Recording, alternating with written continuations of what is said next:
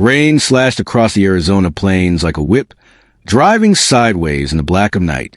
The wind howled through the gnarled junipers, bending their limbs like dancers in agony. In the middle of that storm, Emma Harrison stood alone in her ranch house doorway, rifle aimed into the dark. Something was out there. Her hand trembled, not from fear, at least not only fear, but from the old familiar ache that crept in during long nights like these. Nights when bourbon couldn't keep the memories down. She squinted into the gloom, the flame of the kerosene lamp behind her casting her silhouette long and lonely across the porch. Then a sound. Hoofbeats. Slow dragging. Out of the dark came a rider, slumped in the saddle, his frame barely held upright by instinct or defiance. The horse stumbled to a stop, snorted, then dropped to its knees. The rider tumbled off like a sack of wet grain, hitting the ground with a grunt. Emma rushed forward. The man's face was streaked with blood and paint.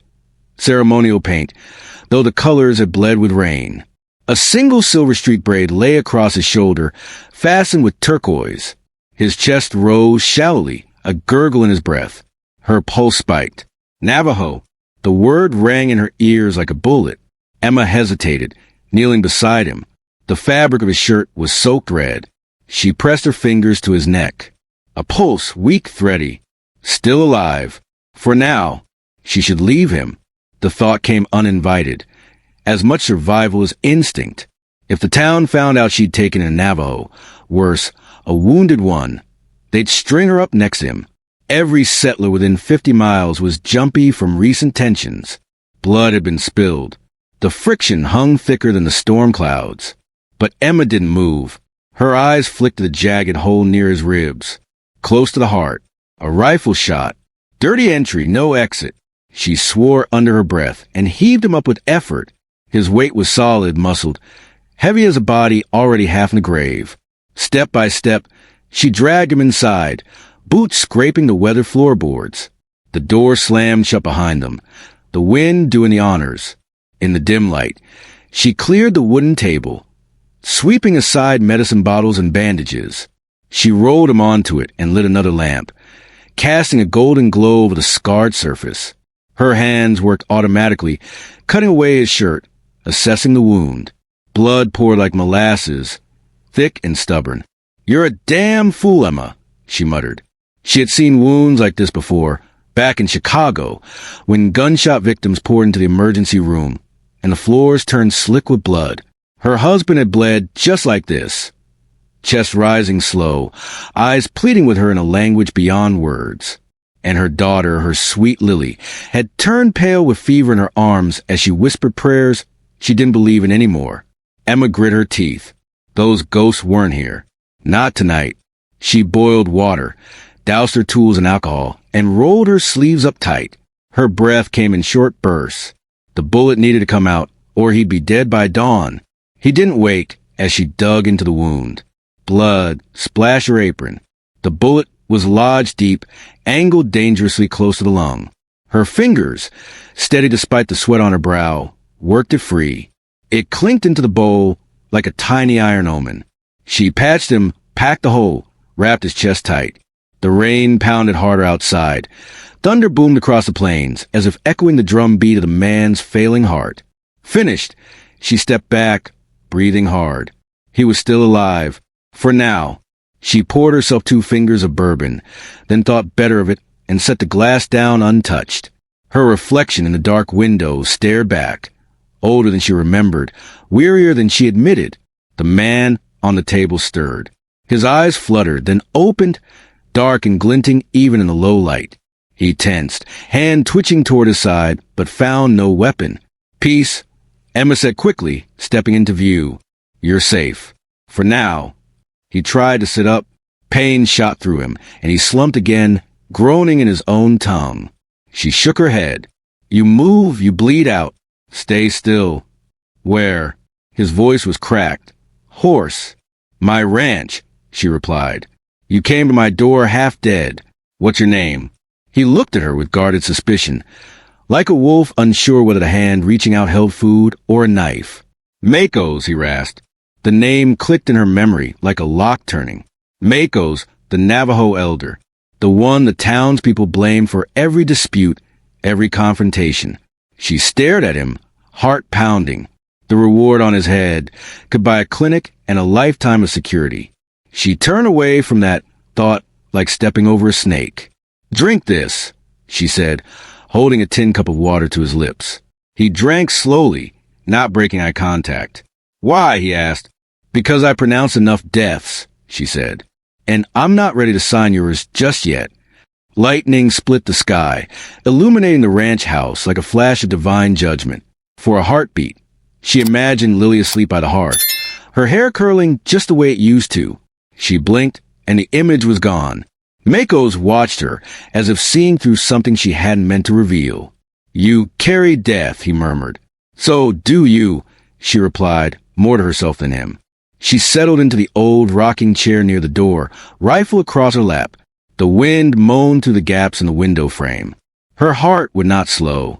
Outside, the storm began to ease, but something deeper churned on the horizon. She could feel it. Not just weather, but a shift in the air, as if the land itself had started holding its breath. And when dawn came, it would bring more than sunlight. Emma didn't sleep that night. She just listened to the thunder fading, to the ragged breath of the man who shouldn't be alive, and to the hoofbeat she knew would follow. They always did. A log cracked in the hearth. The ranch's fire had burned low, casting more shadow than light. Outside, the storm had quieted, but something else had taken its place, an unnatural stillness, thick and watchful. Emma sat stiff in her chair, rifle across her lap, eyes fixed on a man sprawled across her table. Makos hadn't stirred for hours, yet the silence around him wasn't peaceful. It was the kind of silence that comes before a decision or a death. The hair on her arms prickled. Somewhere beyond the window, a branch snapped. She rose slowly, careful not to make the floorboards creak, and crossed the room in stocking feet. She peered through a gap in the wooden shutters. The moon was out, casting silver across the wet plains. No movement, no figures, but she spent enough time in trauma rooms to know when eyes were on her. She turned back to Makos. His chest rose and fell with ragged breath, his brow slick with sweat. Fever was coming on fast. "Damn it," she muttered. She wet a cloth and pressed it to his head, murmuring under her breath like she used to with Lily, though no prayer rose to her lips. Makos winced half-conscious and whispered something in his language. She caught only fragments, words of pain, names maybe. Then suddenly his eyes snapped open. They locked on hers, sharp now, burning through the haze of fever. "Where's Nina?" he rasped. Emma blinked. "Who?"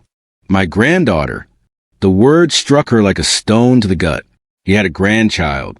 This man, this war elder they painted as a monster, had a granddaughter. The thought wrapped around her chest and pulled tight. "I don't know where she is," she said softly. "No one else came. Just you." He struggled to sit up. She pushed him down firmly. "You'll rip your stitches. Lie still." Makos gritted his teeth. "They were chasing us. We were near the canyon. I told her to ride, told her not to look back." "You think they caught her?" His gaze darkened. "I don't know." Emma stood and moved to the window again. The silence was heavier now, almost expectant. Her eyes swept the landscape. Shimmering grass, distant mesa, black hills beneath the stars. Empty, but something about it wasn't right.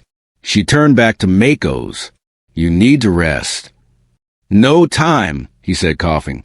"They will come. My people, or the blue coats." She knew what he meant. If the army found him here, it would be her end as much as his. Harboring a fugitive Navajo elder. They wouldn't ask questions. They'd shoot her where she stood. Makos' hand reached out, grabbing her wrist with more strength than she expected. His fingers were rough and calloused, but steady. His eyes pinned her in place. "Why did you save me?" he asked. She hesitated. "Because you were dying." "That is not enough." She looked down at his hand. The grip didn't frighten her. The question did. "I buried too many good people," she said at last, "and too many bad ones. I don't know what you are yet, but you came to my door bleeding. That was enough for me." He let go. She stepped away, shaking more than she let show. She poured herself a cup of cold coffee and drank it without tasting it. The room felt smaller now, the air heavier. Makos coughed again, a thin thread of blood trailing from the corner of his mouth. "Listen," he said, breath shallow. "You must know, we did not start the fight. We came south to find peace, but they came to us with chains." Emma's fingers tightened around the mug. "The settlers say different. The settlers do not bury their children with crushed spirits." His words were blunt, bitter. There was no plea in them, only truth. She sat down again. "I've heard stories, but people believe what they're told. What's easier?" Makos' gaze drifted to the ceiling. "They call me savage, but it is the men in uniform who tore my son from his horse, who laughed while he bled. My granddaughter watched." Emma closed her eyes. She saw Lily again, fevered, fading, saw the faces of doctors who had once laughed while wounded patients died around them. War made animals of everyone. When she opened her eyes, Makos was still. "Rest," she said. "Talk later." He nodded faintly, eyes sliding shut. She set her cup down and reached for the rifle again, rising to check the windows. Still no movement. Then, just before her hand touched the latch, another sound. Hoofbeats. Not a single horse this time. Many. Dozens. They were slow, deliberate, a rolling thunder that grew louder with each breath. She opened the shutters an inch and peered out. Shapes moved on the horizon, dark forms on horseback, loping forward through the mist. 40, maybe more. They came without war cries, without banners, without warning. All mounted, all silent. They circled her ranch like ghosts. Mustangs snorting in the cold. Riders hunched in shadow. Painted faces indistinct in the low light. Her throat went dry. Behind her, Mako stirred. "They've come," he whispered. She didn't turn. Her eyes stayed on the riders. "They've come for their elder," she said. But deep down, she wondered, would they come to honor him, or to finish what death could not? And as the first horse stepped closer to the porch, she realized she had no idea which would be worse. The hoofbeats slowed to a hush, like thunder remembering its manners. 40 riders, cloaked in the color of earth and shadow, surrounded the ranch in a perfect, patient circle. None spoke. None moved to dismount. They watched with the stillness of predators waiting, weighing. Emma stood in the doorway, rifle at her side but not raised. Her finger itched against the trigger, not from fear, but uncertainty. She had no idea what came next. A single rider stepped forward. He was older than the others, with hair silver at the temples and a beaded mantle that shimmered with movement. His horse was lean, eyes alert, nostrils flared. He stopped just shy of the porch, and though his rifle remained holstered, the authority in his posture needed no weapon. Inside, Mako stirred. "That is Kahina," he murmured. "My blood brother. My clan's keeper." Emma didn't flinch as the old warrior dismounted, his boots pressing gently into the muddy earth. He stepped forward and looked her straight in the eye. His face, whether like sun-cracked leather, was unreadable but not cruel. "You are the one who tended Makos," he said in English. His voice was deep, grounded. "I am," she replied, standing her ground. "You brought him in. You touched his wounds. That is dangerous for you, for him." Emma didn't blink. He was dying. Kahina studied her, then looked past her into the ranch house, where Makos lay in a fevered half-sleep. "He still might," Kahina said quietly, "but it will not be here." Behind him, several riders dismounted and moved with fluid coordination toward the door. Emma's grip on the rifle tightened. "No." Kahina raised a hand, and they froze. The air trembled with tension. "He is not ready to be moved," she said. "He won't survive a ride. Not tonight." Kahina looked at her again. "You are a healer?" "Trained at Johns Hopkins. I've pulled bullets out of spines, stitched men back together in emergency rooms soaked with blood." Something flickered behind his eyes. Not trust. Something older. Respect, perhaps. "You speak like a woman who's buried more than she's saved." Emma exhaled through her nose. "I've done both." Kahina nodded, then gestured to one of the riders. A younger woman dismounted, stepping forward. Her face was painted with red ochre, her braids tight with beads and feathers. She carried a small leather satchel and moved with purpose. "She is our medicine woman," Kaina said. "She will enter. She will see him." Emma stepped aside reluctantly, never lowering her weapon. The woman passed her silently, disappearing into the warm glow of the ranch house. Emma followed her in. Mako's blinked at the newcomer, recognition surfacing in his fever-glazed eyes. The woman murmured in Navajo, crouched by his side, and touched his brow with her palm. Mako's whispered something back, just one word. Emma didn't understand it, but she felt it. A plea, a memory, a name, maybe. The medicine woman reached into her satchel and pulled out a bundle of herbs, rubbing them between her palms. The smell, sharp, earthy, clean, filled the ranch house. "Will he live?" Emma asked after a long silence. The woman didn't answer. She simply turned, gave a single nod to Kahina through the open door, then returned to tending her patient. Kahina stepped back onto the porch. "We will not take him. Not yet, but we will stay." "You'll camp here?" Emma asked, surprised. "We will guard," he said. "Mako's is elder. His blood is our blood. His enemies are near." A chill crawled down Emma's spine. "You mean the army?" Kahina looked to the east, where a low ridge crested the horizon, like the edge of a blade. Uniforms were seen 2 valleys over. "They know he is wounded. They will come, perhaps tonight."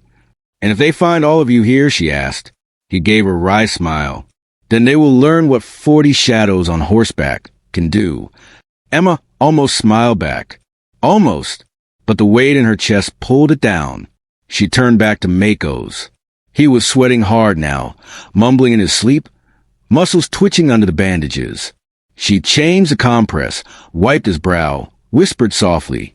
Her voice, once used to lull a feverish child, returned with aching ease. The door creaked. She looked up. Kahina had entered the ranch house. "He will need more than herbs," she said. Kahina nodded. "You will stay with him." It wasn't a question. It was a truth spoken aloud.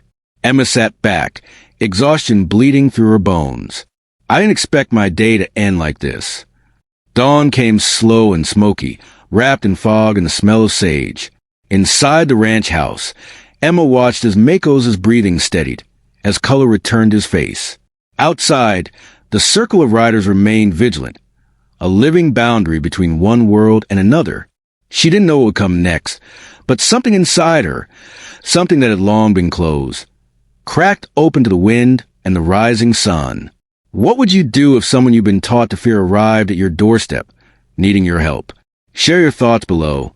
If this story of courage across boundaries moved you, don't forget to like and subscribe for more tales of redemption against all odds.